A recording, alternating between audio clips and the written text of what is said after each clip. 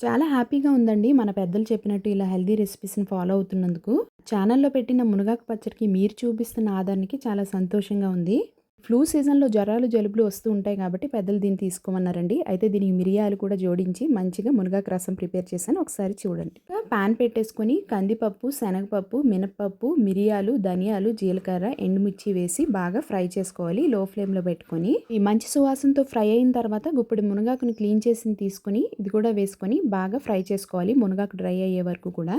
Of చేసేసుకొని ఇది చల్లారినాక మిక్సీలో పౌడర్ పట్టేసుకోవాలి. నిమ్మకాయ సైజ్ అంతా చింతపండుని తీసుకొని అలాగే కొన్ని టమాటో ముక్కలను తీసుకొని బాగా ఇలా మెత్తగా పిసిగేసుకోవాలి. వాటర్ యాడ్ చేసుకొని తాలింపుకి సరిపడా ఆయిల్ వేసుకొని వెల్లుల్లి, కరివేపాకు, ఎండుమిర్చి, ఇంగువ, పసుపు కూడా యాడ్ చేసుకొని బాగా తాలింపును ఫ్రై చేసుకోవాలి.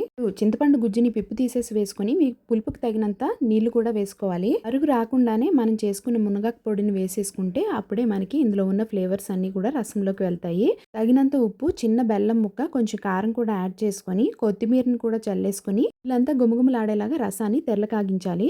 వీడియో లేట్ అయినా కూడా మన ఛానల్లో ఎప్పుడు హెల్తీ రెసిపీస్ మాత్రమే పెడుతూ ఉంటాము. సో తప్పకుండా లైక్ చేసి, షేర్ చేసి, సబ్స్క్రైబ్ చేయండి. కామెంట్ చేయడం మర్చిపోవద్దు.